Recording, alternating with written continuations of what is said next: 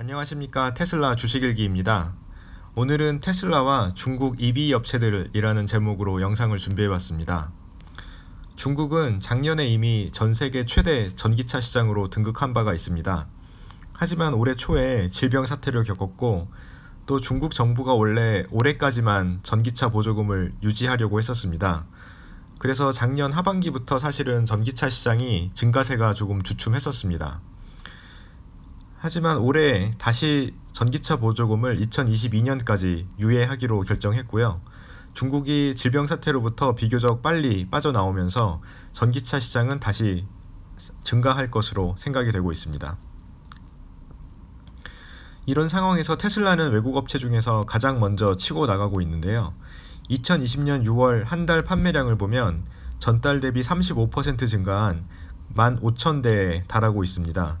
점유율은 무려 23%에 이른 것으로 집계되었습니다. 23%가 크지 않아 보일 수도 있지만 중국 내에는 현재 전기차 회사가 약 500개 존재하고 있습니다.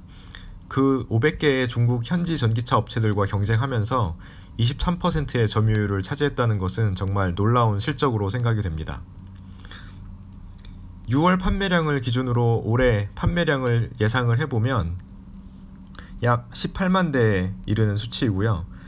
작년에 테슬라 글로벌 판매량이 36만 대였음을 생각하면 이는 올해 중국에서만 작년 글로벌 판매량의 절반 정도를 확보하는 셈입니다.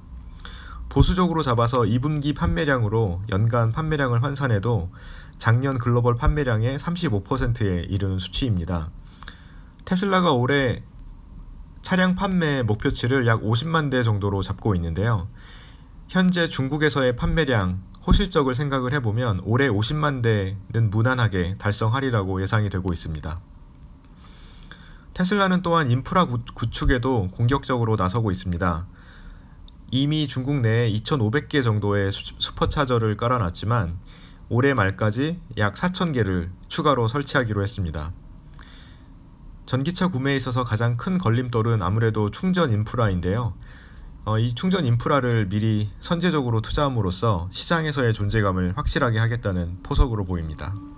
테슬라는 2019년 임팩 리포트를 통해서 중국 전기차 업체들이 EV 전용 플랫폼을 사용해서 전기차를 생산하고 있다라고 언급을 한 바가 있습니다. 개인적으로는 테슬라가 중국 현지 업체들의 관심이 많다고 느꼈는데요. 미래의 잠재적인 경쟁자로 생각을 하고 있는 것 같습니다. 개인적으로도 미래의 전기차 시장은 프리미엄 시장은 테슬라가 그리고 중저가 시장은 중국의 업체들이 차지하지 않을까 예상을 하고 있습니다. 그 배경에는 중국의 1대1로와 스마트시티가 있습니다. 중국은 현재 자국의 영향력을 전 세계적으로 확대시키기 위해서 1대1로 정책을 취하고 있습니다. 1대1로를 통해서 중국의 스마트시티 플랫폼 자체를 수출하려고 하고 있는데요. 이 과정에서 중국의 플랫폼 업체들과 전기차 업체들도 함께 진출할 것으로 예상이 되고 있습니다. 현재 중국의 1대1로가 미국의 견제로 인해서 여기저기서 마찰음이 들려오고 있긴 합니다만 결과적으로는 중국의 영향력이 전 세계적으로 퍼져나가는 것을 막지는 못할 걸로 예상이 되고 있습니다. 최근에 중국차 업체들의 미국 나스닥 상장이 이루어지고 있는데요. 현재 중국의 전기차 업체들의 배후에는 중국 거대 IT 플랫폼 기업들의 투자가 이루어지고 있습니다. 첫 번째 회사는 웨이라이와 텐센트입니다. 웨이라이는 현재 신흥 중국 전기차 업체 중에서 가장 많은 판매량을 보이고 있는 회사고요. 미국 나스닥에 상장이 되었고 티커는 니오입니다. 웨이라이는 2014년 회사 출범할 때부터 텐센트로부터 큰 투자를 받았습니다. 텐센트는 중국을 대표하는 IT 기업이고요. 알리바바와 경쟁할 수 있는 사실상 유일한 IT 기업입니다. 향후에 5G 기술이 보편화되고 자율주행 시대가 열리면 텐센트가 현재 가지고 있는 IT 플랫폼과 이 웨이라이가 결합을 하게 될 것이고 그 시너지는 정말 엄청날 걸로 예상이 되고 있습니다. 두 번째는 리샹과 메이투안입니다. 리샹은 7월 30일에 니오에 이어서 두 번째로 나스닥에 상장이 되었는데요. 리샹의 배경에도 중국의 거대 IT 기업인 메이투안의 후원이 있었습니다. 메이투안 디엠핑은 중국 내 최대 배달 앱인데요. 한국으로 얘기하면은 배달의 민족이라고 보시면 될 것 같습니다. 배달앱 전문 회사가 전기차에 투자한 이유는 명확합니다. 역시 무인 자율주행과 연결지어서 생각해 볼 수 있는데요. 배달앱 전문 회사인 만큼 비용의 대부분이 라이더들에게 지급되는 인건비일 것입니다. 만약에 무인 자율주행이 완성이 된다면 회사의 수익성에 엄청난 개선이 이루어질 걸로 예상이 되고 있습니다. 세 번째 회사는 샤오펑과 알리바바입니다. 샤오펑은 아예 알리바바의 전 임원이 창립한 회사입니다. 이 회사를 설립한 주인공은 허 샤오펑인데요. 현재 31%의 지분을 갖고 있는 최대 주주이고 알리바바 자체가 2대 주주입니다. 알리바바는 모두들 잘 아시겠지만 중국판 아마존이라고 불리는 세계적인 IT 회사 중에 하나입니다. 세 회사 중에서 샤오펑은 가장 늦게 나스닥에 상장이 되었지만 알리바바라는 거대한 IT 기업의 후원을 받고 있기 때문에 향후에 어떤 경쟁력을 보여줄지 기대가 되고 있습니다. 최근에 나스닥에 상장된 중국 전기차 업체들이 중국의 거대 IT 플랫폼 기업들의 후원을 받고 있다는 것은 향후 전기차 시장의 판도를 바꿀 수 있는 아주 중요한 부분이라고 생각됩니다. 전기차는 완전 자율주행과 결합이 될 때 비로소 폭발력을 보일 것이라고 생각이 되는데요. 이 부분을 기존의 내연기관 메이커들은 너무 쉽게 생각한 경향이 있는 것 같습니다. 기존 내연기관 차들이 기계공학을 바탕으로 한 제품이라면 오늘의 전기차는 전자공학과 소프트웨어를 기반으로 한 제품이라고 생각됩니다. 어떻게 보면 완전히 다른 제품일 수 있는데요. 그렇기 때문에 기존의 내연기관 자동차들은 처음부터 다시 시작을 해야 되는 상황을 맞을 수도 있습니다. 이 부분에서 테슬라는 기존의 내연기관 자동차들과 비교를 해보면 이미 따라잡을 수 없는 거리를 벌려놓은 것이 아닌가 생각이 됩니다.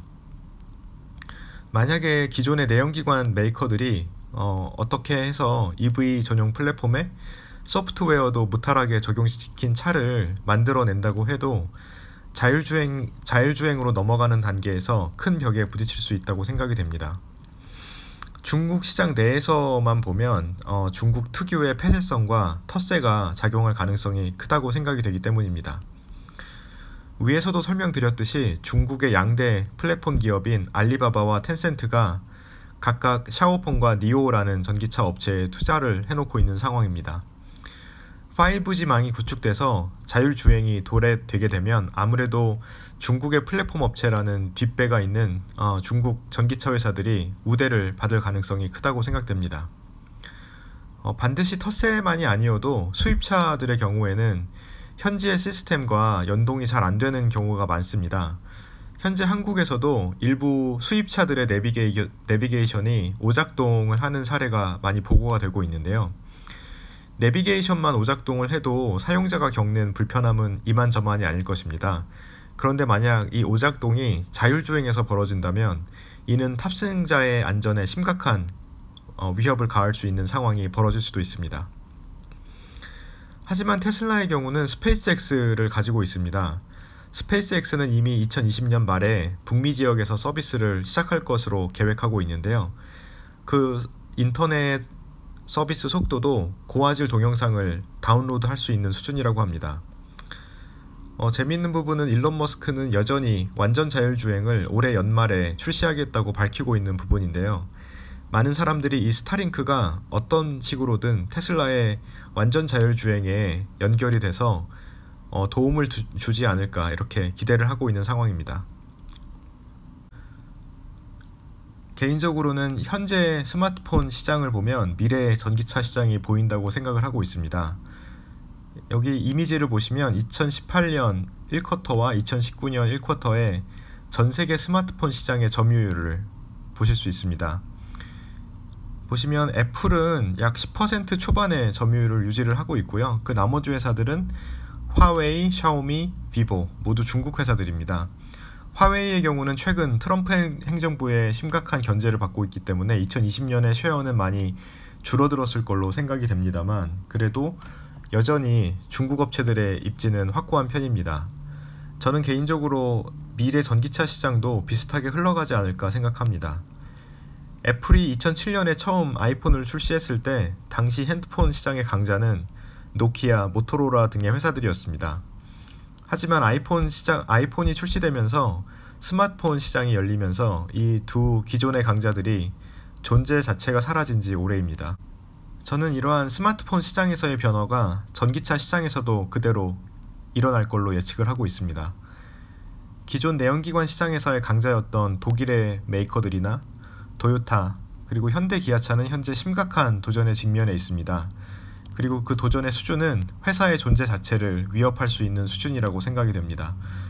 전기차로 넘어가는 현재의 변곡점을 제대로 넘지 못하면 전기차 시장은 현재의 스마트폰 시장처럼 테슬라와 그 나머지 중국 업체들로 재편될 가능성이 충분히 있다고 생각이 됩니다. 오늘 내용을 요약하겠습니다. 테슬라는 날로 상승하고 있는 중국 전기차 시장에서 선전하고 있으며 올해 50만 대로 예상되는 목표치를 달성하는 데 있어서 중국 시장에서의 선전이 큰 공헌을 할 것으로 생각되고 있습니다.